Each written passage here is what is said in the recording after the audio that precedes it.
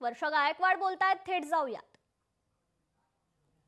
आहे किंवा जो कॉमन मिनिमम प्रोग्राम आम्ही बनवला, ज्याच्या माध्यमातून इंडिया अलायन्स स्थापन झाली, राज्यामध्ये महाविकास आघाडी स्थापन झाली, त्या संदर्भामध्ये जो पण निर्णय घेतला जातो हा आमच्याकडे जो आहे तो आमचे श्रेष्ठ नेते आदरणीय मल्लिकार्जुन खरगे साहेब, आदरणीय राहुल गांधीजी आणि आदरणीय नेते आमच्या सोनिया गांधीजी ठरवत असतात.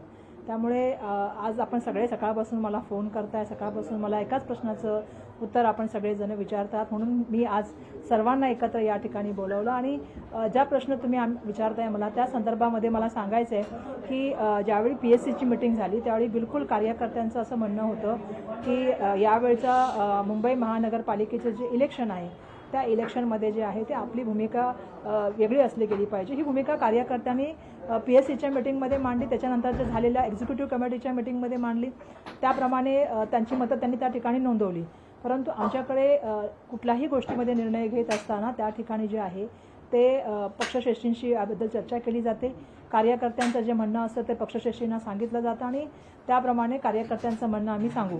परंतु या संदर्भामधले सगळे जे निर्णय घेतले जातात ते पक्षश्रेष्ठींकडून घेतले जातात आणि म्हणून आजच्या पत्रकार परिषदेच्या माध्यमातून मी आपल्याला सांगू इच्छिते की येणाऱ्या काळामध्ये जेव्हा हा निर्णय घेतला जाईल त्यावेळी पक्षश्रेष्ठींना आम्ही या संदर्भामध्ये आमची जी भूमिका असेल किंवा कार्यकर्त्यांची जी भूमिका असेल, जी कार्यकर्त्यांनी त्या दिवशी मांडली, PSCमध्ये जी नेत्यांनी भूमिका मांडली ती आम्ही पक्षश्रेष्ठींना सांगू आणि त्याच्यानंतर या संदर्भामधला निर्णय घेतला जाईल.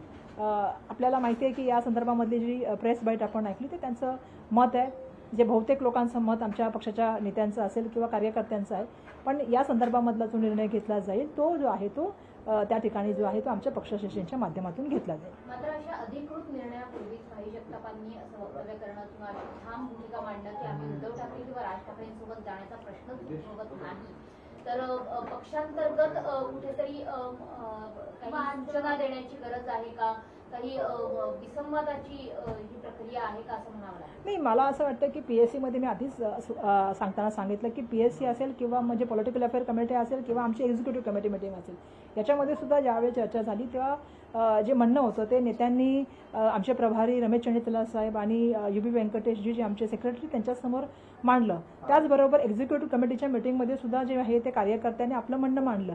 बिलकुल तो पूर्ण कार्यकर्त्यांचा आणि नेत्यांचा अधिकार आहे की त्यांनी त्यांचं मत आहे ते पक्षाला सांगणं, कारण शेवटी पक्ष संघटना कशी मजबूत होईल, पक्ष येणाऱ्या काळामध्ये इलेक्शनला कसा सामोरं जाईल या संदर्भामधली चर्चा पक्षामध्ये होत असते आणि त्याच्यानंतर जो आमचा निर्णय असतो हा पूर्णपणे जो आहे तो आदरणीय आमच्या काँग्रेस पक्षाचे अध्यक्ष मल्लिकार्जुन खरगे साहेब, आदरणीय राहुल गांधीजी आणि आदरणीय सोनियाजी गांधी या संदर्भामध्ये घेतील. त्यामुळे त्यांनी त्यांची भूमिका वैयक्तिक भूमिका त्या ठिकाणी मांडलेली आहे.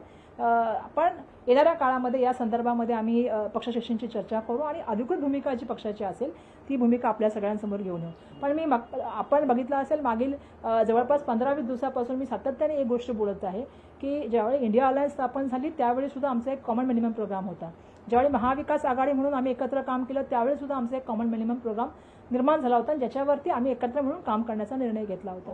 मला अपेक्षा हीच आहे की संविधानाचा धागा विकून आम्ही सगळेजण त्यावेळी अलायन्स निर्माण झाली होती. अपेक्षा हीच आहे की संविधान ज्याच्या माध्यमातून कायदे आहेत त्या कायद्याच्या माध्यमातून जे आहे ते या ठिकाणी जे आहे ते सांभाळले जातील. ज्या संविधानाला मानणार नाहीत किंवा जे त्या ठिकाणी कायद्याचं जे आहे तुम्ही हातात घेता स्वतःच्या त्यांच्या बाबतीमध्ये आम्हाला नक्कीच विचार करावा लागेल. मात्र आक्षेप केवळ यामध्ये राज ठाकरेंनाच असलेला बघायला मिळतो आहे, कारण महाविकास आघाडी दुसरे पक्ष आधी होते आणि आता तुम्ही म्हणताय की ते कायदे हातात घेतात, कारण खळखट्यात आंदोलन ही मनसेची भूमिका राहिलेली आहे, ठामपणे ते उघडपणे त्याचं समर्थनही करतात.